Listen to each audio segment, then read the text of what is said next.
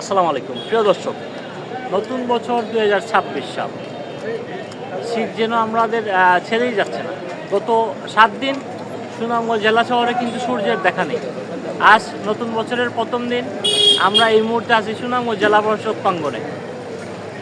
এই শীতের মধ্যেও কিন্তু দূর দূরান্ত থেকে সাধারণ মানুষরা তাদের হাজিরা দেওয়ার জন্য কোর্ট প্রাঙ্গণে এসে উপস্থিত হয়েছে। আমরা সাধারণ কয়েকজন মানুষের সাথে কথা বলবো এই শীতে তাদের কোনো সমস্যা হচ্ছে কিনা, এবং এই নতুন বছরকে স্বাগত জানিয়ে তারা তাদের কি ইচ্ছা প্রকাশ করেন। আমরা একটু কথা বলবো। আমরা কথা বলবো সুনামগঞ্জ সদর উপজেলার গুরিস্তান এলাকার বাসিন্দা। ভাই, শীত কেমন?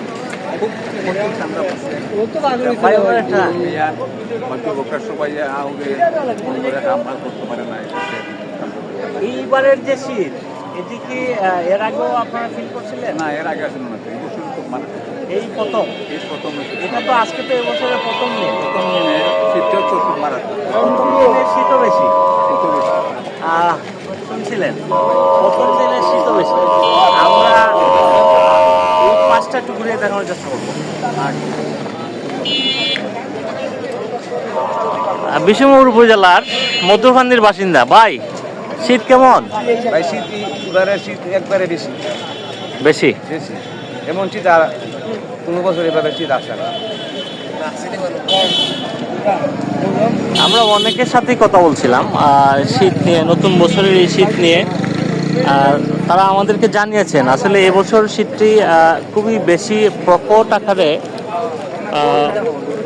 পড়েছে, এবং সাধারণ জনজীবনে কিন্তু এই শীত ভালোই সমস্যা তৈরি করছে। যারা কৃষক তারা হাওরে কৃষিকাজে তারা সমস্যা ফিল করছে, এবং যারা কোর্ট কাছারিতে আছেন, যারা বিভিন্ন পেশায় নিয়োজিত, তারাও কিন্তু এই শীতে বিপর্যস্ত। আমরা কথা বলবো সুনামগঞ্জ জেলা আইনজীবী সমিতির একজন সম্মানিত সদস্য অ্যাডভোকেট আব্দুল কুদ্দুস রনি ভাই। রনি ভাই, নতুন বছরে আপনাকে স্বাগতম। জি, ধন্যবাদ।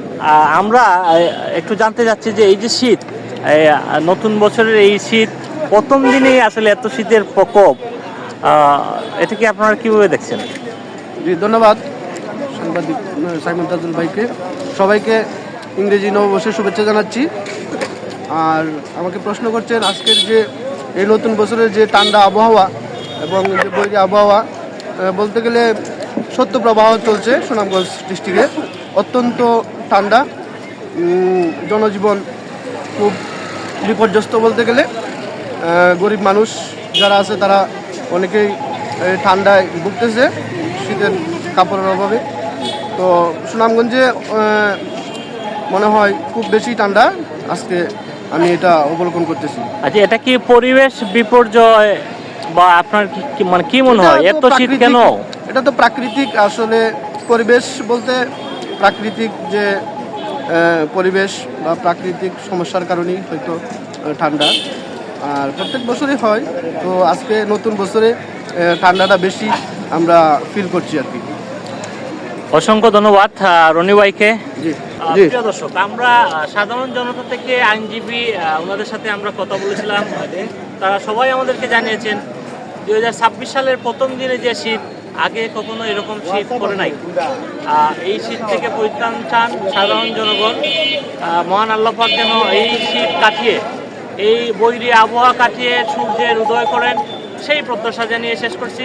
ভালো থাকুন, সুস্থ থাকুন। আসসালামু আলাইকুম। ধন্যবাদ।